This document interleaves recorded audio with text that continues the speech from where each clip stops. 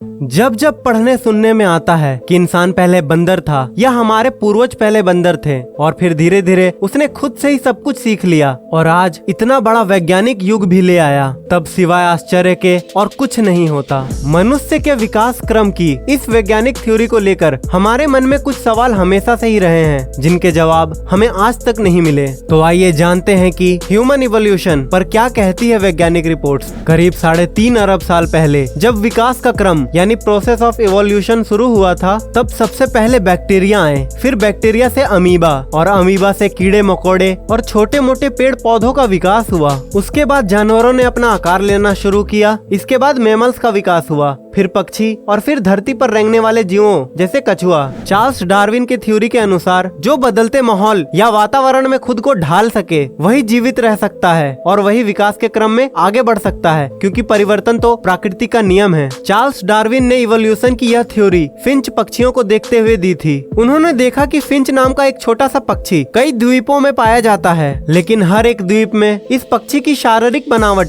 खासकर उसकी चोंच में बहुत अंतर था। फिंच पक्षियों की इसी विशेषता को देखते हुए डार्विन ने अपना नेचुरल सिलेक्शन ऑफ इवोल्यूशन का सिद्धांत दिया। डार्विन के अनुसार जो भी जीव जिस माहौल या वातावरण में रहता है वह खुद को उसी वातावरण में ढालने की कोशिश करने लगता है। अलग अलग द्वीपों में फिंच पक्षियों की अलग अलग प्रजातियों के होने का यही कारण है कि जो फिंच पक्षी जिस द्वीप पर गए उसी द्वीप के वातावरण के अनुसार उन्होंने खुद को ढाल लिया। डार्विन ने यही सिद्धांत सभी तरह के जीवों और यहाँ तक कि मनुष्य के विकास क्रम में भी लागू किया है। आसान शब्दों में मनुष्य सीधे बंदरों से इंसान नहीं बना, बल्कि बंदर, चिंपैंजी और मनुष्य के पूर्वज एक ही थे और यही पूर्वज अलग अलग माहौल या वातावरण में जाकर अपनी अपनी जरूरत के हिसाब से अलग अलग प्रजातियों जैसे मनुष्य, चिंपैंजी, गोरिल्ला या बंदर के रूप में विकसित हो गए। यानी हम इंसान, गोरिल्ला, चिंपैंजी, बंदर आदि सभी एक ही फैमिली ट्री का हिस्सा है, जिसकी मुख्य शाखा यानी प्राइमरी सोर्स एक ही है और इसी कारण इंसानों का डीएनए बंदरों और चिंपैंजी से काफी मिलता जुलता है। अब सवाल ये है कि इंसान, बंदर और चिंपैंजी का वह प्राइमरी सोर्स कौन था जिससे यह विकास का क्रम आगे बढ़ा। रिपोर्ट्स के मुताबिक लाखों साल पहले वह प्राइमरी सोर्स होमिनिड थे, जिन्हें वन मानुस कहा जाता है। शरीर से ये बंदर जैसे भी लगते थे और इंसान जैसे भी, और ज्यादातर समय पेड़ों पर ही रहते थे और इसी कारण से इनके हाथ लंबे थे।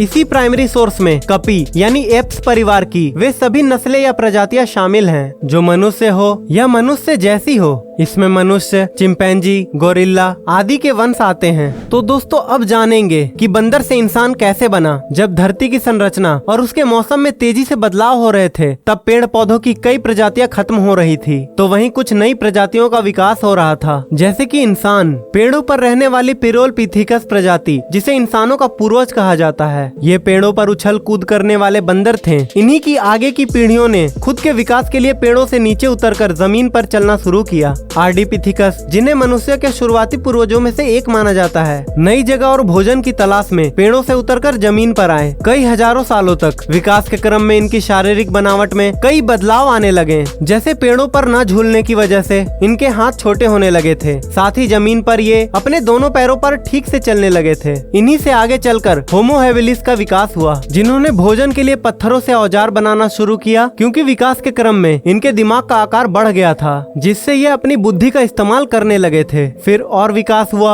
और आगे चलकर होमो इरेक्ट्स ने ग्रुप बनाकर शिकार करना सीखा, साथ ही आग की भी खोज की, और फिर आए होमो सेपियंस यानी चिंतनशील मनुष्य, और ये ह्यूमन इवोल्यूशन आज भी जारी है। अब जब सवाल पूछा जाता है कि इस थ्योरी से आज के बंदरों, चिंपैंजी या गोरिल्ला में क्यों कोई बदलाव नहीं आता, जब उस समय के होमिनिड या बंदर बिना किसी को देखे खुद ही धीरे धीरे सब कुछ सीख गए, तो आज के बंदर या चिंपैंजी इंसानों को देखकर भी क्यों नहीं सीख पाते। तो इसका जवाब कुछ यूं मिला कि प्रकृति में किसी प्रजाति का इवोल्यूशन या विकास तभी हो पाता है जब उसे विकास की जरूरत होती है। होमोनिड से इंसानों का विकास इसलिए हुआ क्योंकि उन्होंने पेड़ों से उतरकर जमीन पर चलने का रास्ता चुना था। वे अपना जीवन बचाना चाहते थे, इसलिए उन्होंने खुद में विकास किया। लेकिन गोरिल्ला या चिंपैंजी को ऐसा करने की जरूरत महसूस नहीं हुई। वे पेड़ों पर ही खुश हैं और इसलिए वे अपना विकास करके इंसान बनने की कोशिश नहीं करते। अब सवाल ये है कि आज के जंगलों में रहने वाले आदिवासी क्यों नहीं चाहते कोई बदलाव। अगर आप अफ्रीका के जंगलों में जाकर देखेंगे तो पाएंगे कि आज भी जंगलों में जो आदिवासी रहते हैं वे किसी भी तरह के दूसरे वातावरण या माहौल को सहन नहीं कर पाते हैं और न ही वे अपनी स्थिति में बदलाव लाना चाहते हैं। अंडमान निकोबार द्वीप समूह में रहने वाले जारवा आदिवासियों के लिए कहा जाता है कि ये आदिवासी करीब 50,000 सालों से मुख्य समाज से कटकर जंगलों के बीच रह रहे हैं और बेहद खतरनाक हैं। अगर जंगलों में रहने वाले आदिवासियों को शहरी वातावरण में लाने की कोशिश की जाती है तो वे ज्यादा दिनों तक जीवित नहीं रह पाते।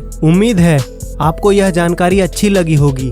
अगर हाँ तो इस वीडियो को खुद तक सीमित ना रखें, शेयर करें अपने दोस्तों और रिश्तेदारों के साथ जोड़ने के लिए इस रोमांचक सफर पर। मिलेंगे एक नई रोचक जानकारी के साथ अगली वीडियो में।